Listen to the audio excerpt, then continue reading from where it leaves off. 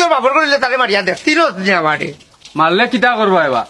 ও দেখো সাইন মারছি বাপর গালি এলে কিচ্ছু করো মায়া করে মারতে পারবে ওইলে কাজ বলতে পারলে না রে তোর অবস্থা তালা কাটুইব আড়ুয়ার গরর আড়ুয়া হে আমারে হুমকি দে ওই দেখ ও সোনার মাই গো ই কিতা লাগাইলা বেটা কিন্তু তোর কইলে আছে রে ভাই তুই মারতে পারবে বাবলা কাটা ওর জুই তো ওবা তুমি তারে জিদ তুললা আমারে মাইরে খাওয়াইলা এখানে হালার বেটা রে